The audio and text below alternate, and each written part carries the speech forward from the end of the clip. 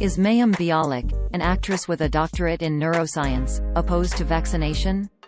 No, that's not true. Bialik debunked the claim after a misinterpretation of an excerpt from her book was used to portray her as someone who did not believe in vaccinating her children. The claim appeared in a Facebook post, published on July 14, 2021. The post features a photo of Bialik with text that reads, quote, "Holds PhD in neuroscience refuses to vaccinate #smartparents.vax", end quote.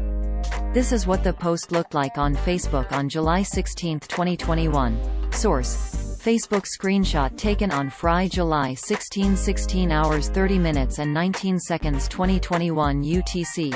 On October 1, 2020, Bialik released a video on her YouTube channel that disputed the claim. After mentioning that she had not received a vaccine in 30 years, she went on to share her enthusiasm at getting 2 vaccines in the upcoming year. At the 22-second mark, quote, "Number 1 vaccine that I'm gonna get is the COVID vaccine. I can't wait for it, bring it on. Number 2 vaccine, I'm gonna get a flu vaccine. My 12 and 15-year-old children have never received a flu vaccine. This year, roll up them shirt sleeves boys, vaccines for everyone." End quote. Beginning at the 59-second mark, Bialik explained that the source of the widespread belief that she is an anti-vaxxer may have begun with an excerpt from her book, Beyond the Sling: A Real-Life Guide to Raising Confident, Loving Children the Attachment Parenting Way, and clarified that she is not against vaccination. Quote, "I wrote a book about 10 years ago about my experience parenting, and at the time my children had not received the typical schedule of vaccines. But I have never, not once, said that vaccines are not valuable, not useful or not necessary, because they are. I've received a ton of negative press about this, and to be quite honest, most of it was inaccurate." End quote. Bialik went on at the 1-minute 34-second mark, quote, "Here's the truth. The truth is, I delayed vaccinations for reasons that you don't necessarily get to know about simply because you follow me on social media.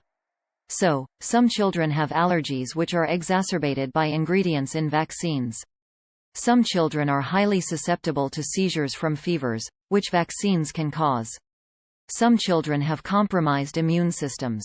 As of today, my children may not have had every one of the vaccinations that your children have, but my children are vaccinated. I repeat, my children are vaccinated." End quote. But Bialik's belief in vaccination did not stop her from providing some criticism. At the 2-minute 11-second mark, she said, quote, "Now, do I think we give way too many vaccines in this country compared to when I was a vaccinated child? Yes. Do I believe that most people don't even know what hepatitis B is but vaccinate their newborns for it anyway because they're simply told to? Yes. Do I believe there's a tremendous profit that is made from vaccines and specifically, from making sure that kids show up in school? Yes. Do we live in a society where most parents can't stay home and nurse sick children, now more than any other time in history?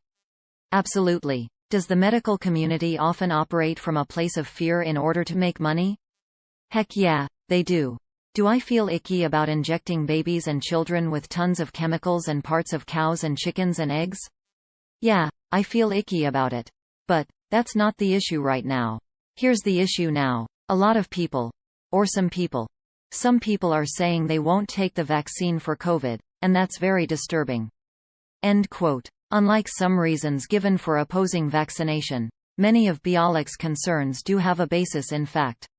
There were significantly fewer vaccines recommended for children in the 1970s, the decade when she was born, than there are now.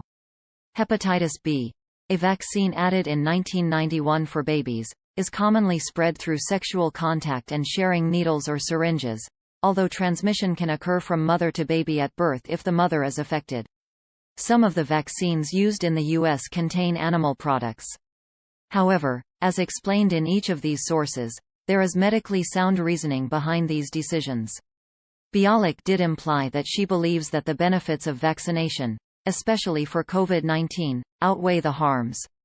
At the 6-minute 42-second mark, she said, quote, "But I'm stacking the chips in our favor this year by making sure our immune system does not get extra compromised by what might be a harsh flu season, and it might be a mild flu season. I want my immune system to have the best chance at fighting anything that comes its way, especially if that's COVID.